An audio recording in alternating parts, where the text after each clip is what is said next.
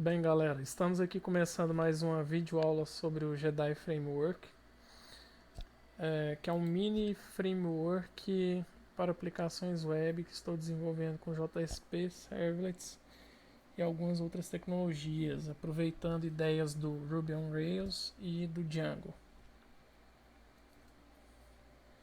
Então vamos lá, vamos para um exemplo.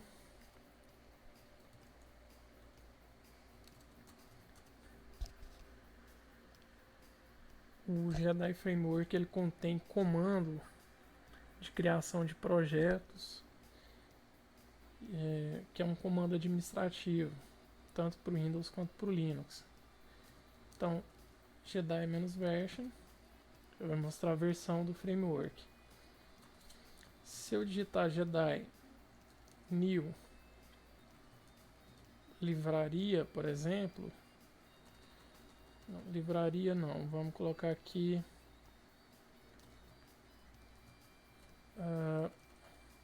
vai, livraria mesmo. Livraria.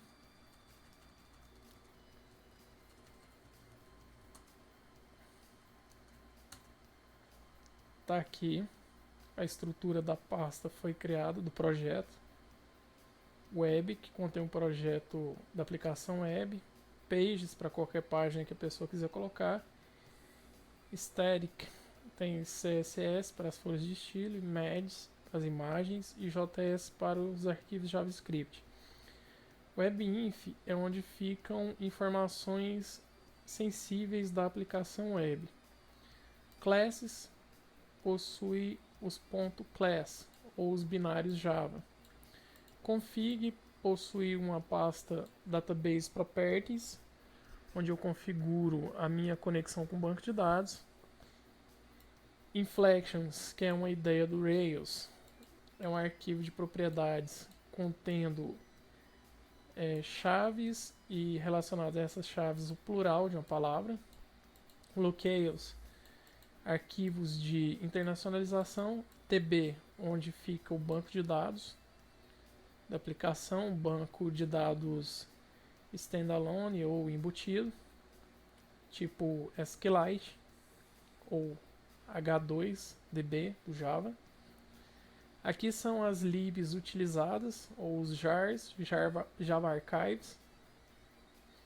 Dentre eles, o que eu criei foi Jedi JSGen, que seria Jedi Get and Setter Generator, ou gerador de get sets, onde a pessoa define a classe com os atributos, coloca algumas anotações, executa comando JSGen e vai gerar os gets e sets daquela classe. O Jedi ORM, que é Object Relational Mapping, ou seja, eu crio uma classe de objetos, coloco algumas anotações e essa biblioteca aqui faz o mapeamento daquilo que foi definido na classe para uma tabela no banco de dados.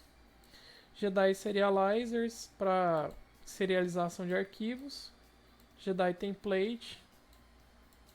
Eu comecei a desenvolver um template, mas aí eu acabei decidindo usar uma ferramenta muito legal, que é um port do template do framework Django, framework web escrito em Python, para Java. Tem o driver de conexão com MySQL, Servlet, Tomcat, Winston, que é um servidor web embutido. Na verdade é um web container. Log, que é a pasta dos logs da aplicação. SRC, que é a pasta do código-fonte, diretório de código-fonte. Tem controllers, que são os controladores da aplicação, os models e as views. Livraria controller é o controller principal, é o controller da aplicação. O WebXML possui a configuração da aplicação. Então, por exemplo,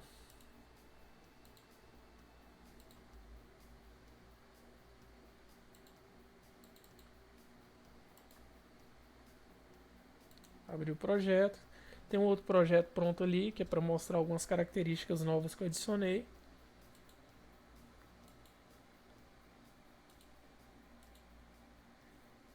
Então vamos lá. Vou no WebXML. Aqui já vem o nome da aplicação, livraria application, uma descrição.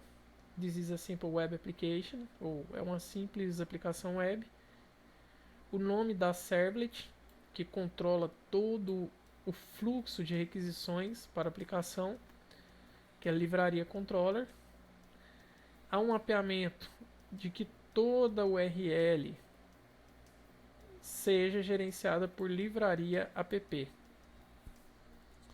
E aqui são os arquivos de as páginas que o web container vai buscar automaticamente. O index, por exemplo.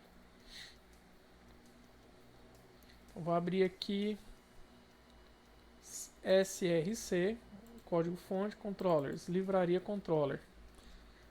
Livraria controller tem uma ideia parecida com a do struts. No struts, cada servlet trata uma ação na aplicação. E esse é um modelo um pouco feio. O legal é ter o quê?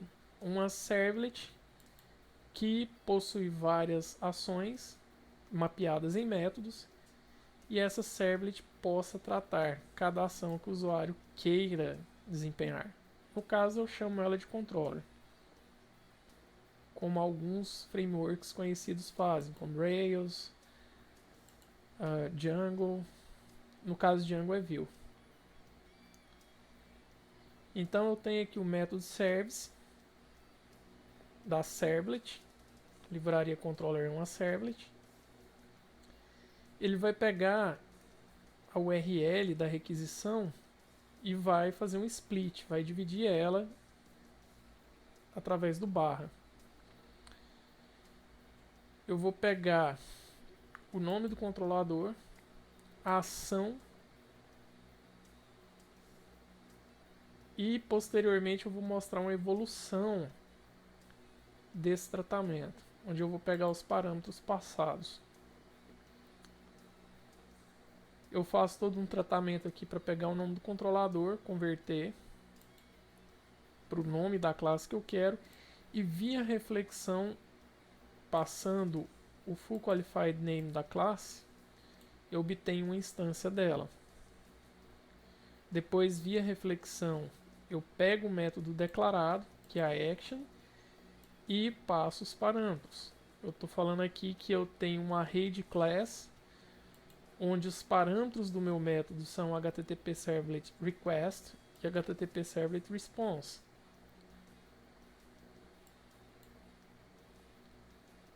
Depois eu invoco o método, passando uma instância da classe, que eu obtive via reflexão, e eu passo um array de objetos, passando request e response, que vieram via parâmetro como argumento no método service da livraria controller. No caso, se eu chamar livraria controller sem nada, eu vou chamar o método index, que vai redirecionar para index.jsp. Então, se eu quero executar o servidor de teste, JDI Server,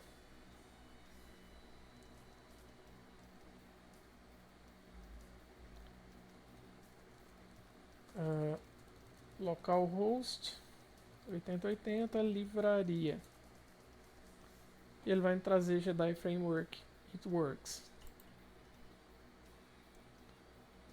Então eu tenho aqui views, livraria, index.jsp. É isso aí. Até a próxima videoaula.